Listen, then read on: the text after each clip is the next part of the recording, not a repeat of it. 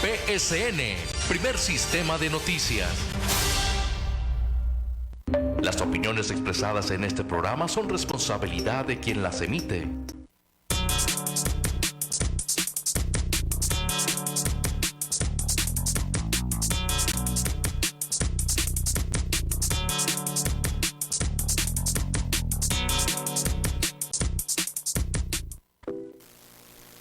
Amable auditorio, muy buenas tardes.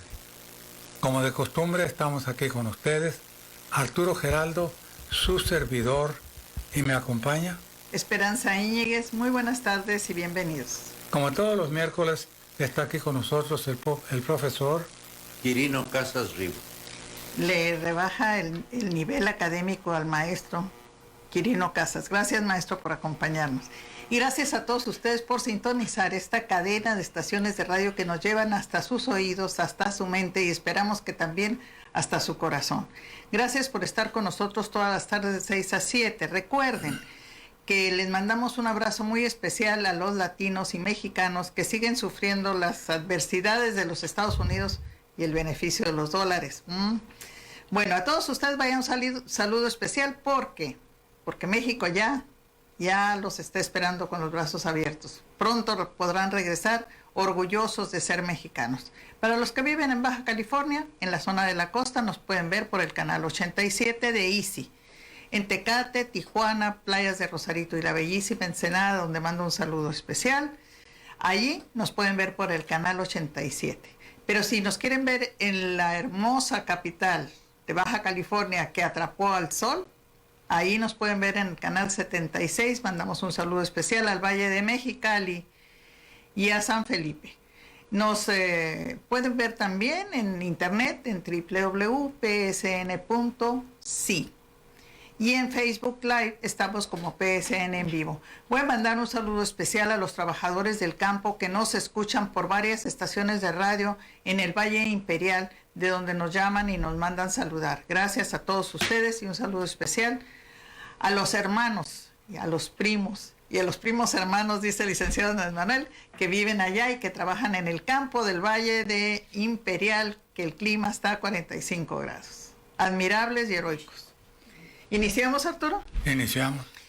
El día de hoy vimos, maestro Quirino, que hay muchos movimientos según las redes, según los noticiarios nacionales, que hacen más escándalo de lo que hay. Arturo. Así es. Los policías federales no quieren pertenecer a la Guardia Nacional.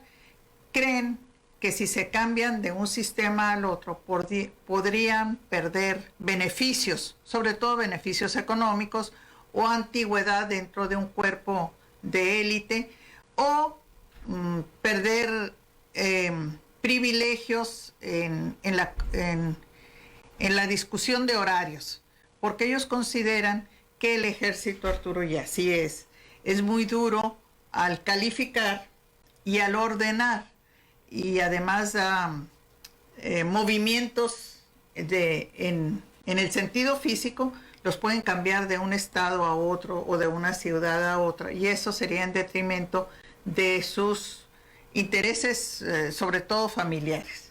¿Qué dices a esto? ¿En parte tienen razón, Arturo? Pues no te sabría decir exactamente, pero yo tengo entendido que cuando se forma un organismo como es la Guardia Nacional, se han tomado todas las medidas preventivas necesarias, ¿no? Yo no creo que así de sopetón hayan dicho, ahora ustedes van a pertenecer a esta otra corporación. Uh-huh. Desde un principio han estado invitando que todo aquel que quiera pasarse a la Guardia Nacional puede hacerlo con todos sus derechos y prerrogativas. Tengo entendido que así están las cosas. Uh-huh. Nada más que ahorita hay mucho interés en hacerle la vida pesada al licenciado López Obrador. Prueba de ello es que los chayoteros de la radio y televisión están gritando desaforados, ¿no?, a todo lo ancho del país, ¿no?, que hay una gran efervescencia, que hay un movimiento a nivel nacional, que esto, que el otro, magnificando una situación que realmente no tiene mayor importancia. Pero No estas es cuestión de métodos nada más. No se va a despedir a nadie de la Policía Federal. Lo ha venido repitiendo López Obrador insistentemente. Le mandó un recado ahora a la Policía Federal y decirles que no se va a despedir a nadie, que van a tener sus mismos sueldos, sus mismas prestaciones, no se va a obligar a nadie a que pase de una corporación a otra. Así les dice el presidente. Bueno, pero hay quien siempre está fomentando o quien no lo entiende a la primera, y está bien, tienen su derecho, así lo dijo esta mañana el licenciado. Bueno, yo estoy allí en un brete, como pudiera decirse. Tienes derecho a gritar, a manifestarte, aunque no tengas razón, a alborotar, a alterar el orden público, A ver, alterar los ánimos de la población. ¿Tienes derecho? bueno, Yo digo que todo tiene su límite, ¿no? mira, el presidente Andrés Manuel López Obrador afirmó hoy que la Policía Federal estaba en tiempo pasado echado a perder, y por eso hay ciertas reticencias a su transformación, aunque negó que vaya a haber despidos ni de ninguno de sus elementos o que vayan a ser transferidos por la fuerza a la Guardia Nacional. Y dice más, a la Policía Federal le mandamos decir que no se va a despedir a nadie. Entonces, aseguró en su conferencia de prensa matutina, luego de que esta mañana un grupo de policías federales se manifestó en la delegación de Iztapalapa, lejos del Palacio Nacional, muy lejos. Entiendo también que hay resistencias por el cambio, y dijo el licenciado López Obrador como presidente de la República, estaban mal acostumbrados algunos y por eso la protesta, pero algunos no se estaban portando bien, sobre todo los de arriba, lo aclara esta mañana el licenciado López Obrador. Sin embargo, durante todo el día, la comunicación federal en los noticieros, Arturo, dicen que cerraron una carretera, que todos se están manifestando enojados, etcétera, etcétera. Y platícales lo que veníamos oyendo de Diego Fernández de Ceballos. No, bueno, Diego Fernández de Ceballos es el vocero del Antiméxico. Sí. ¿No? Es un individuo, es un farsante, es un gángster de la ley, como podríamos decir. Es un individuo que siempre ha vivido del trinquete. Se ha hecho multimillonario con sus tranzas. Entonces, ese individuo no tiene ni siquiera calidad moral para hablar.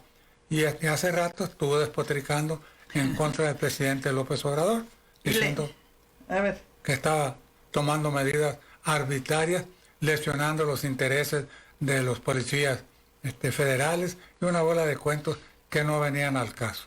Pero el tipo aprovecha cualquier publicación para dar rienda suelta a su ¿cómo se le puede llamar?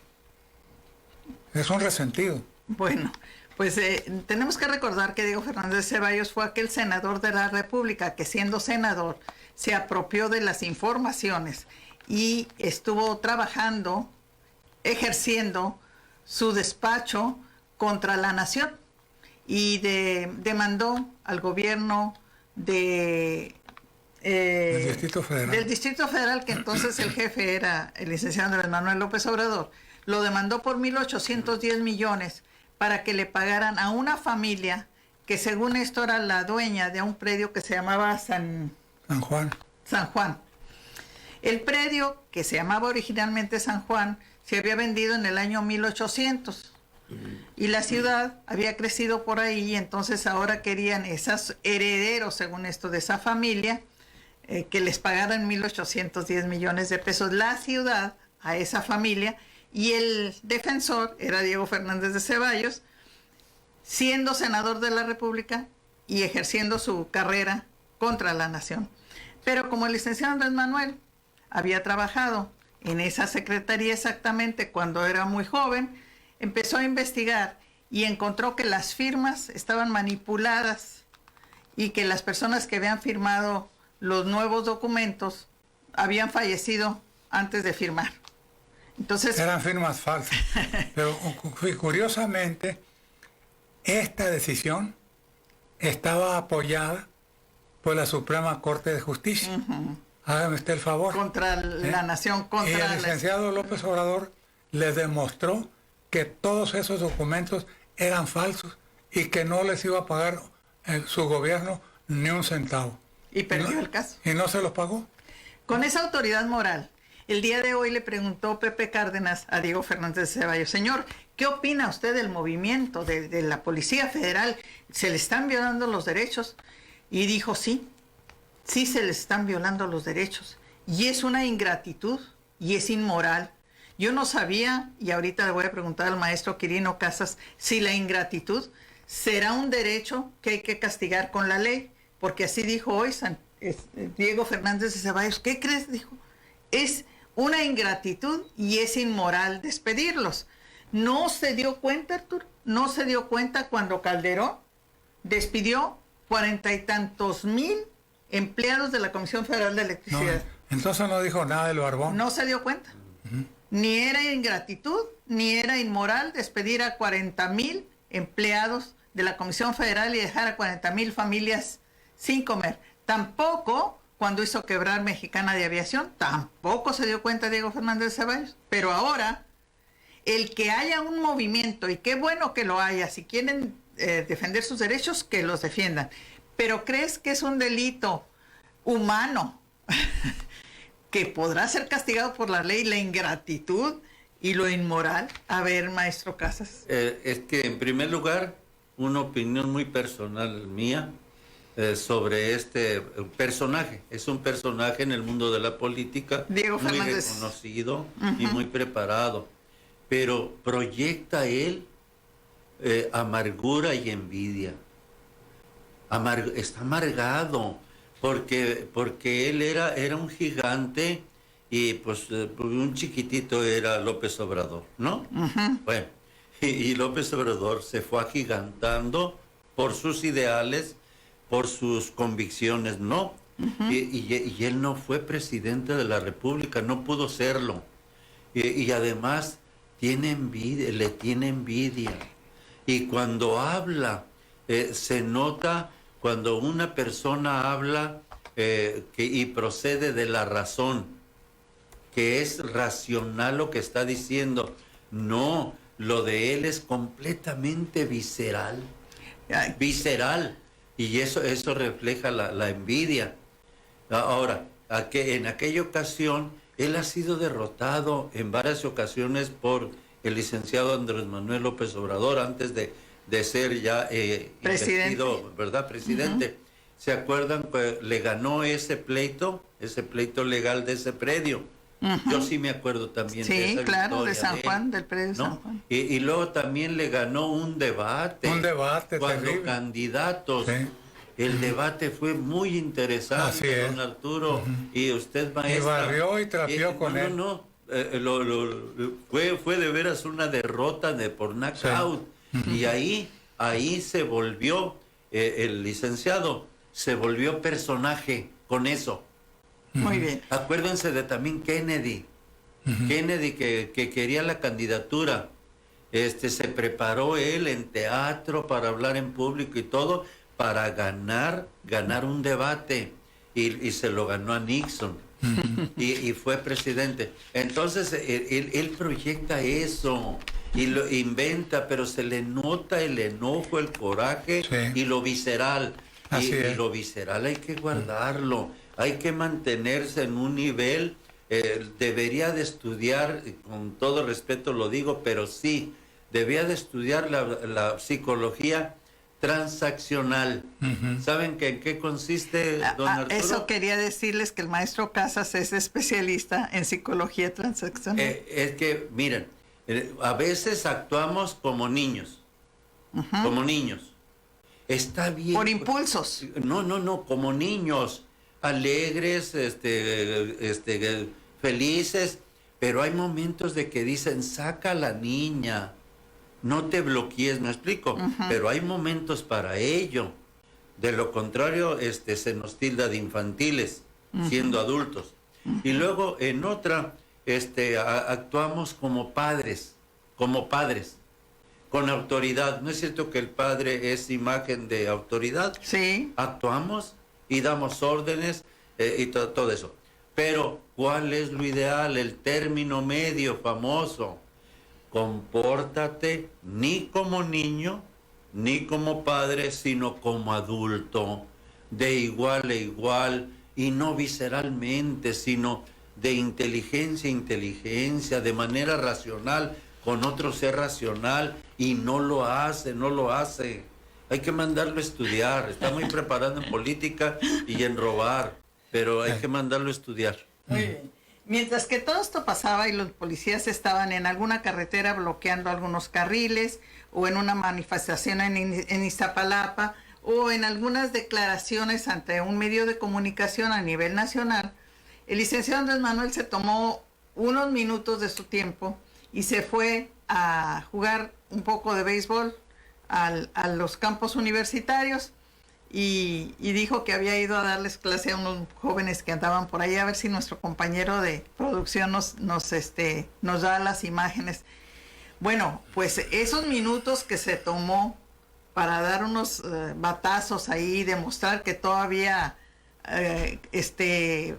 batea arriba de 300 y que es mucho en béisbol, ¿verdad? Y dice, algún día dijo que cuando le pegaba fuerte la pelota les estaba tirando a sus adversarios, porque nomás ahí les puede pegar fuerte, en la pelota de béisbol. Bueno, pues esto fue muy criticado por los medios de comunicación. Uh-huh. ¿Cómo es posible que se tome unos minutos para ir a jugar béisbol mientras que los policías están en movimiento? Uh-huh. A ver, Arturo. Sí, por eso digo yo, no va el presidente personalmente a ir a resolver un problema de ese tamaño, ¿no? Para eso hay otros elementos, funcionarios públicos adecuados para manejar esos movimientos. Uh-huh. Sí. Pero en fin, el caso es atacar. Uh-huh. Todo es la consigna, ¿no? Que tienen todos los medios. Atacar constantemente. Desprestigiar. Así. Mientras que estaba en movimiento, mientras él se tomó el descanso de ir a jugar béisbol. Trabaja 24 horas, por si ustedes no se han dado cuenta, trabaja las 24 horas. Sin embargo, como dice Arturo Geraldo, son otras autoridades las que tienen que tomar la responsabilidad de esto. Y aquí dice en la jornada.mx, dice, se respetarán los derechos de los policías federales, asegura Durazo, que es el jefe de seguridad de la nación, Arturo. Así es. Entonces, cada quien va a tomar sus responsabilidades. Hablar con cada uno de los cuerpos policíacos no es función del licenciado. Podrá opinar y todo, pero es función del de seguridad. Así es. Bueno, entonces se tomó unos minutos para jugar béisbol, sí. Y para decirles a los muchachos cómo hay que doblar la pelota a tercera base. Así dijo hoy jugando. Claro, se toma sus ratos de... Pero mientras también dijo por la mañana, no habrá despidos ni violación a los derechos de los policías federales que no quieran cambiar de un cuerpo policíaco al otro. Eso será voluntario. Así es. Vamos a una pausa. Adelante, compañeros. Estás escuchando. En nuestras horas de insomnio trasnochero, hemos estado haciendo una estimación de todo lo que se roban los políticos mexicanos o se robaban, y llegamos a cifras estratosféricas. El pillaje en grande comenzó con Miguel Alemán. Recordemos que durante su régimen el vulgo le llamaba Alí Baba y los 40 ladrones, porque todos sus colaboradores se sirvieron con la cuchara grande, siguiendo el ejemplo de su jefe. Luego vino una época de moderación con Adolfo Ruiz Cortines y López Mateos, pero siguieron los despilfarros con Gustavo Díaz Ordaz, Luis Echeverría y José López Portillo, hasta llegar con Carlos Salinas de Gortari y su hermano y su hermanito Raúl, que le pegaron a la patria con toda la mano, hasta llegar con el insigne mexiquense Enrique Peña Nieto, que según dicen las malas lenguas, ha batido todos los récords de bandidaje. Obras que costaban 100 millones de pesos, los cargaban 1.000 millones y se robaban 900 millones. Así de ese pelo, sin ninguna consideración para el país. Confiando en que gozaban de absoluta impunidad porque todo lo tenían bajo control. Creyeron que el PRI sería eterno, que nunca se les iba a acabar la fuente de ingreso. Pero se les apareció el licenciado Andrés Manuel López Obrador cuando menos esperaban, porque ellos pensaban que podían seguir haciendo fraudes electorales durante toda la vida. Pero los pueblos también se cansan y reaccionan con la fuerza incontenible de la razón y de la justicia, como ha ocurrido siempre a través de la historia. Hemos tenido de todo. Así como tuvimos a un Benito Juárez, tuvimos también a Porfirio Díaz, después tuvimos al general Lázaro Cárdenas del Río, pero luego vino Miguel Alemán. Y así hemos venido dando tumbos a través de los siglos. Ahora tenemos la cuarta transformación. Ojalá que sea para bien. Cuando menos, un respiro histórico que nos permita recobrar aliento, porque la pestilencia moral nos estaba asfixiando. Después de los panistas Vicente Fox y Felipe Calderón, que casi acaban con México, vino Peña Nieto a darnos el tiro de gracia. Pero la naturaleza es muy sabia. Por eso nos mandó a López Obrador para enderezar un poco el rumbo. El político tabasqueño sostiene que no tiene caso encarcelar a los bandidos del pasado, que lo mejor es enfocarnos hacia el futuro, en lo que probablemente tenga algo de razón. Pero no estaría por demás obligar a los raterazos a que devuelvan algo de lo mucho que se robaron, porque la verdad es que no se midieron. Robaron a lo grande, sin medir las consecuencias. No les importaba hundir al país. No podemos quedarnos con los brazos cruzados ante semejantes arrebatos, cuando menos sentar las bases para que esto no vuelva a repetirse. Cabe señalar que en todo esto los diputados y senadores juegan un papel muy especial, porque si ellos hubieran cumplido con su deber de representar dignamente al pueblo, no hubiéramos llegado a los extremos que estamos confrontando. Pero hicieron causa común con los bandidos para saquear a la nación, sin detenerse a pensar que es el hogar común que le vamos a dejar a nuestros hijos y los hijos de nuestros hijos, sino que dieron curso al desenfreno sin reparar en el futuro. Esto nos obliga a reflexionar para que no se repita. Precisamente, el pueblo ahora empieza a hacer historia.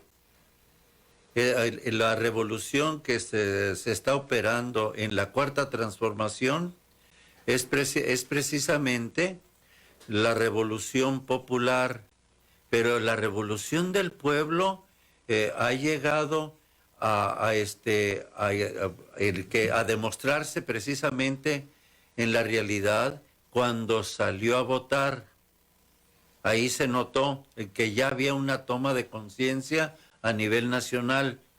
Y entonces el pueblo ahora, con esa conciencia que es con ese C, porque es la psicológica o metafísica, se está dando cuenta que el pueblo no es solo el único que tiene la culpa de que ahora estén en el sótano los dos partidos que estaban en el poder, el PRIAN, sino que el pueblo se dio cuenta que viendo toda la corrupción que había dentro, que ellos mismos estaban labrando su caída, así como Roma labró su caída poco a poco por la corrupción en que cayeron los emperadores.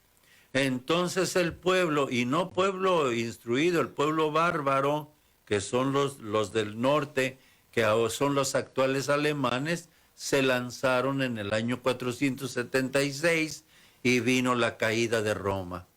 Pero siempre la culpa está precisamente en que el germen de la de todo México, y decirles, no nosotros la idea, maestra, que profeta es el que predice el futuro. Sí, sí predice, pero la esencia del profetismo es que soy la voz de otro. Y en el Antiguo Testamento, hablando del pueblo hebreo, israelita y judío, ¿verdad? Castigos. Por eso Nabucodonosor me los destruyó todos. Destruyó Jerusalén, el templo, y se los llevó 70 años de esclavos. Pero esa era la metodología en ese castigo, sino que ellos mismos están sufriendo las consecuencias de haber perdido el poder, es lo que les duele. Del INEGI voy a decirlo, había, pero sigue habiendo, empleados del INEGI, que es, INEGI es una Secretaría de Estadística y Geografía. Entre otras cosas, era la que nos decía cuántas personas habíamos, cuántos hombres, cuántas mujeres, cuántos niños. Pero ahorita que regresemos. Vamos a una pausa. Políticos. ¿Continuamos, Arturo? Continuamos. Pues decíamos que los empleados del INEGI, claro, los de alto nivel, pusieron una queja ante la Suprema Corte de Justicia porque les querían rebajar el sueldo a tal grado que ganen menos que el presidente. El Congreso de la Unión dijo, para esta secretaría, menos presupuesto. Pero que no alcanza. ¿Por qué no alcanza? Pues porque les pagan mucho, entonces páguenles lo que debe de ser, según la ley, menos que el presidente. Entonces, no lo recibió la Suprema Corte y esto, dice la nota, deja abierta la puerta para que los funcionarios reconstruyeron, por decirlo de alguna manera, este Congreso. Pero tienen razón en parte, Arturo, porque se decía que la ley no podía ser retroactiva si perjudica al ciudadano. ¿Qué dices de esto? No, bueno, pues que las cosas se deben de arreglar de acuerdo con que la Suprema Corte de Justicia está apoyando a los rebeldes. Y a ellos mismos, Arturo. Pues sí, porque es el mismo, ellos tienen el mismo interés. Un ministruco de la Suprema Corte, yo, como ministro de la Suprema Corte de Justicia, si fueras, sentiría vergüenza de estar cobrando 600,000 pesos mensuales, aparte de... Pero no es moral. ¿Y hasta dónde debe figurar nuestra moral ante el pueblo de México? ¿Qué dices, maestro? Es que tenemos que tener el concepto de la ética. Para hermanos, es la que dicta qué acto es bueno y qué acto es malo. Entonces, precisamente lo que... Conciencia, se pague con cárcel la mesa, la comida de tus hijos. Te quitó millones de dólares. Nomás el hangar que tuvieron que hacer para ese avión costó 1,000 millones de pesos. 1,000 millones de pesos. Fíjense, ¿cuántas escuelas hubieran podido hacer? ¿Cuántos hospitales se hubieran podido hacer? Dieron en la Casa Blanca después de que firmó un paquete de ayuda por 4,600 millones de dólares para ayudar al gobierno federal a enfrentar en la frontera con México el incremento de migrantes procedentes de la región de Centroamérica. ¿Qué quiere decir? Que él también, Arturo, está poniendo dinero en la frontera para evitar lo que está sucediendo. Era lo de menos, era lo menos que podía haber hecho. Si está causando un problemazo aquí a México, bueno, pues coopera, ¿no? Bueno, eso es lo que se está viendo. Aunque sea por su lado, él va a poner un dinero y también para proyectos del sur de México. El presidente López Obrador envió de inmediato una comitiva de alto nivel a negociar con sus pares de Estados Unidos y tras unas semanas de estira y afloja, pues ya sabemos que todo se arregló allá respecto a los aranceles, ¿sí? Pero esta declaración la hace hoy Trump y dice que somos una maravilla, pero claro, solo por hoy y solo por este ratito. Así dice. ¿Y qué es lo que encontró ahí? ¿Y qué crees que encontró en la Secretaría del Deporte, Arturo? Ana Guevara dice que en CONADE no dejaron ni para pagar la luz. Ya investigan corrupción, afirma. Acuérdate que ahí estaba el amigo de Peña Nieto, ¿cómo se llama? Castillo. Alfredo Castillo. Alfredo Castillo. ¿Quién es Alfredo Castillo? Alfredo Castillo fue aquel que trabajó con Enrique Peña Nieto en el Estado de México cuando murió su esposa y estaba en seguridad y nunca supieron de qué murió la esposa. Después se lo llevó Arturo a Michoacán a hacer la paz y encarceló al maestro Mireles por 3 años indebidamente. Después lo mandaron al deporte, a la CONADE, y por poco México no podía ir a los Juegos Olímpicos a Brasil, porque el señor Castillo no servía para nada. Bueno, pues ahora, ¿qué encuentra Ana Gabriela Guevara? Aseguró que debido a la reducción del presupuesto buscará una reunión con el presidente y con la Secretaría de Hacienda, porque el anterior sistema no dejó nada. Y eso se va a investigar. Eso se va a investigar y se van a poner las quejas. No dejan nada, maestro Quirino. Es que era un desenfreno, ¿eh? Era un saqueo brutal de los recursos públicos. No tenían medida porque no había forma de controlarlos y contaban con absoluta impunidad. Entonces llega un gobierno diferente con otras medidas, con otras miras y empieza a descubrir todo el porquerillero que tenían ahí. Nos vamos. Pero ya llegó un dirigente y un dirigente como nuestro presidente es el que sabe organizar, sabe delegar. Él no es el hombre orquesta, tiene que delegar y sabe supervisar y no lo entienden por qué se mete en todo, porque quiere supervisar todo. Muy bien. Así es, nos vamos. Nos despedimos y con el gusto de siempre, Dios mediante, nos vemos el próximo martes con la alegría y el entusiasmo de sembrar ideas. Gracias, maestro Quirino Casas, gracias a ustedes. Esperanza Íñiguez les dice hasta la próxima. Arturo Geraldo, su servidor,